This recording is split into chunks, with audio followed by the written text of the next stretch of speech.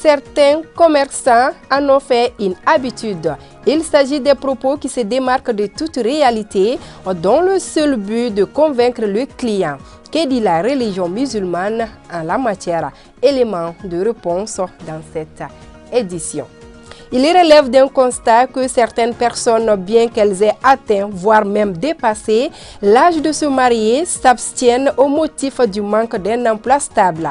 Une mentalité qui ne fait pas l'unanimité car pour d'autres, le mariage n'est pas forcément lié à l'obtention d'un emploi. Bonsoir à toutes et à tous. Bienvenue aux informations sur votre chaîne de proximité ORTM2. Le Coran sert de première boussole pour tous les fidèles musulmans. Pendant le mois de Ramadan, le livre saint suscite un grand engouement, une euphorie qui permet aux commerçants de générer plus de revenus. La ferveur autour du Coran, c'est dans ce reportage signé Fatoumetou Diko.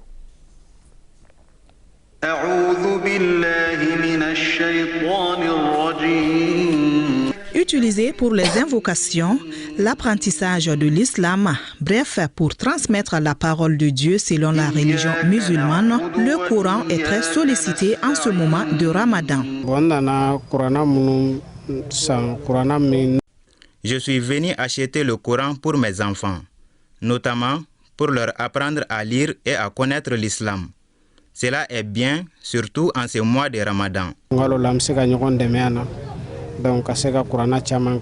Indispensable dans la religion musulmane, le livre saint, le Coran, est très vendu en ce moment.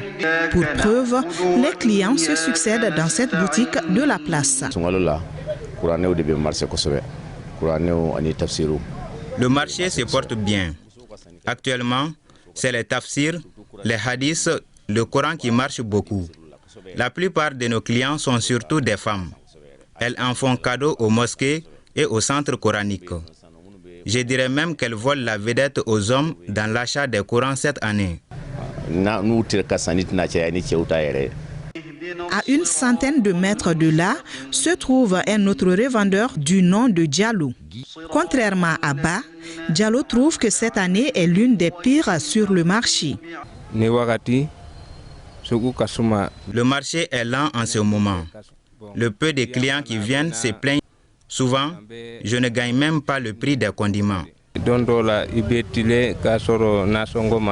Les prix varient selon les types du Coran. Les prix varient entre 1000, 2000 et 5000 francs CFA. Il y a même des tafsirs qui vont jusqu'à 150 000 francs CFA selon le volume. 30 volumes ou bien 28 volumes. Globalement, au dire de nos interlocuteurs, ils arrivent tout de même à joindre les deux bouts. Cela, malgré que la balance ne soit pas souvent équilibrée au niveau du marché. Il existe une mauvaise habitude chez bon nombre de commerçants, la surenchère. Certains y prennent goût pour écouler leurs produits, ce qui est complètement incompatible avec la morale et l'orthodoxie. Parole du spécialiste Antamaïga. Depuis longtemps, les fidèles musulmans s'échangent des biens et des services en contrepartie d'argent. Ainsi, vendeurs et acheteurs commercent ensemble dans le but de s'apporter ce que chacun peut difficilement avoir par lui-même.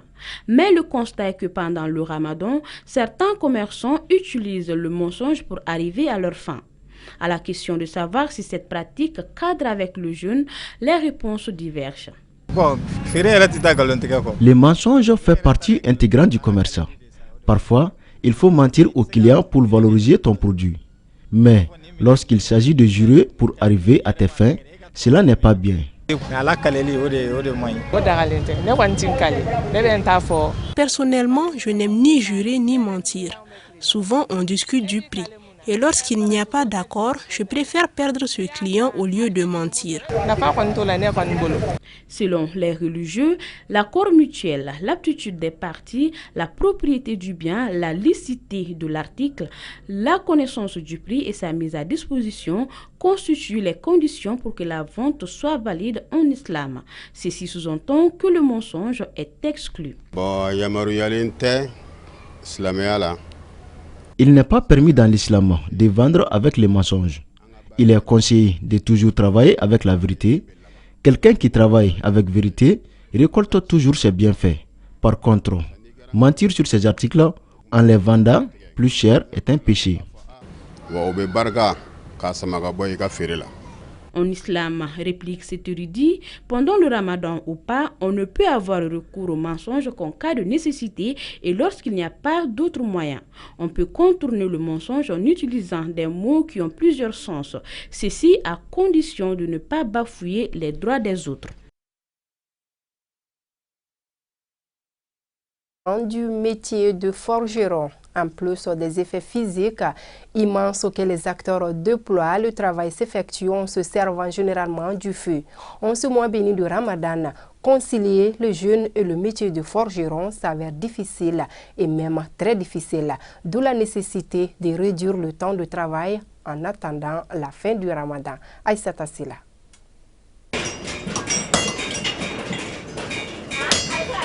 Maçon, cultivateurs, menuisiers ou encore forgerons, difficiles en temps normal. Ils le sont davantage durant le mois des Ramadans, quand il faut combiner la pénibilité de ces métiers aux exigences du jeûne.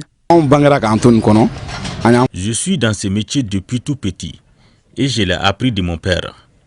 Tous les mois de Ramadan, nous jeûnons tout en exerçant la forge.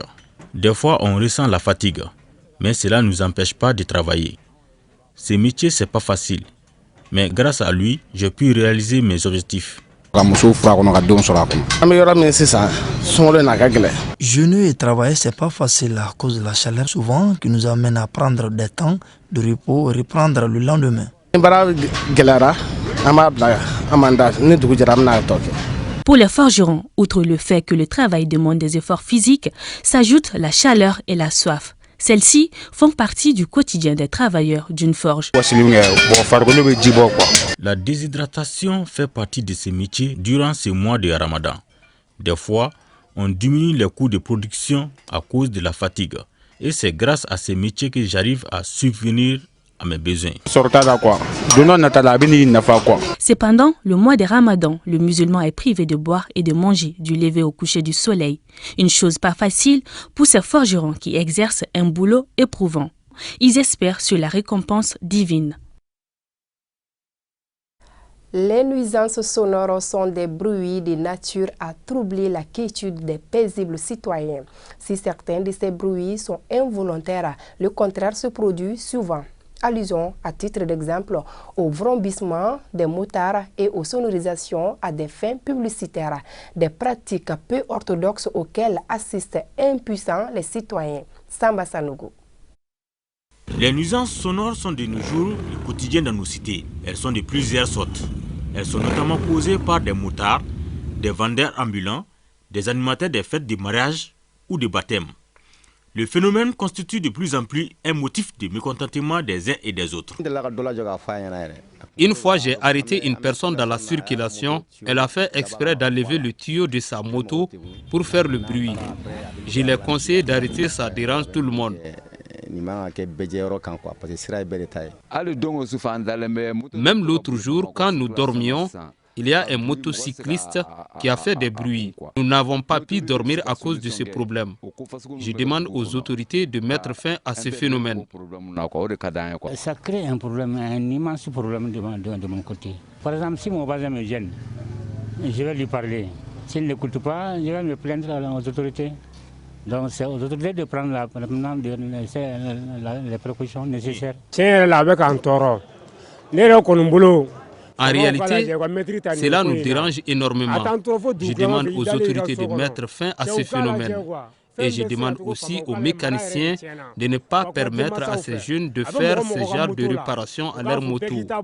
Moi, je suis mécanicien et je n'accepte pas de faire ces modifications aux motos de ces jeunes, même si tu me donnes beaucoup d'argent. Au regard de la loi, les nuisances sonores sont interdites et les contrevenants s'exposent à des sanctions. La loi, elle ne traite pas de toutes les nuisances sonores malheureusement, mais d'une manière générale, on a non seulement cette loi de 2001 que je viens de vous citer qui interdit toute nuisance sonore susceptible de troubler le repos ou la tranquillité du voisinage. Hein, c'est strictement interdit. Et le code pénal malien punit ce type de nuisance par une contravention, donc une peine juste en deçà des peines délictuelles, et je crois sous réserve de vérification, puisque c'est un texte aussi ancien, qui prévoit une amende de l'ordre de 30 000 à 50 000 francs CFA, et même une peine d'emprisonnement qui peut aller de 1 jour à 15 jours. Nos interlocuteurs invitent les autorités à sévir afin de mettre fin à ces nuisances sonores qui perturbent le sommeil des paisibles populations. La prise en charge des dépenses familiales nécessite l'obtention d'un emploi. Le cas échéant, certains pensent qu'il n'est pas opportun de se marier. Cette mentalité, pour d'autres, est une question d'appréciation. Ils estiment que le mariage n'est pas forcément subordonné à l'obtention d'un emploi. Des avis divergents dont ce reportage est signé Kounandi Bamani.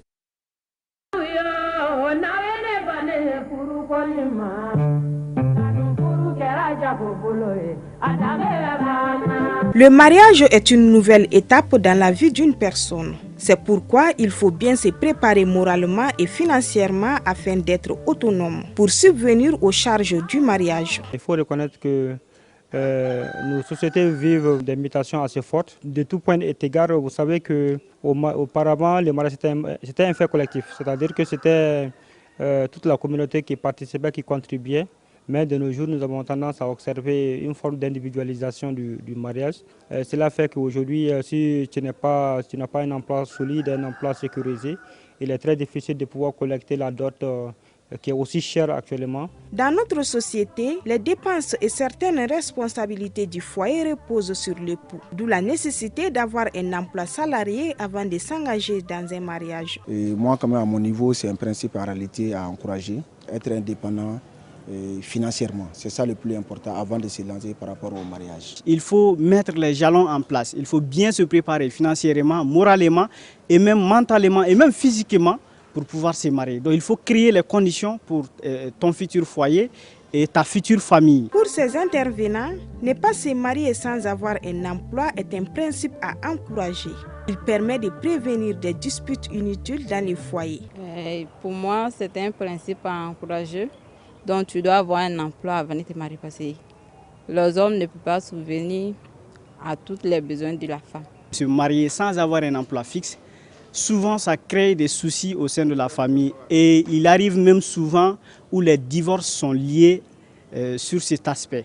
Parce que si tu n'arrives pas à gérer, à prendre en charge tes affaires financières de ta famille, la femme en question est obligée d'intervenir. Souvent, ça crée des incompréhensions. Dans notre société, le mariage est une obligation. Donc, pour convaincre les jeunes à s'engager dans le mariage sans se préoccuper des dépenses exorbitantes, il faut que la société malienne revienne à nos sources. Aujourd'hui, que la célébration aussi a changé de forme.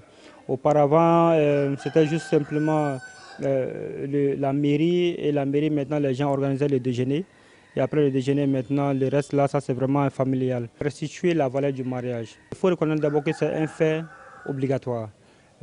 Parce que c'est ce qui donne vraiment une légitimité aux enfants. L'élément sur lequel s'érigent également toutes les sociétés. Donc il faut encourager le mariage. En raison de l'évolution du monde, nos interlocuteurs estiment qu'avoir un emploi salarié devrait être la première condition pour se marier. Ce qui éviterait sûrement beaucoup de problèmes dans les couples. Point Covid avant de boucler cette édition. 0 cas positifs, 0 guéris, 0 décès sur 89 tests réalisés. À ce jour, 5 patients sont sous traitement pour vous protéger les autres. Suivez les mesures de prévention et faites-vous surtout vacciner. Fin de cette édition. Merci à vous de l'avoir suivi et bonne suite des programmes sur votre chaîne de proximité ORTM2.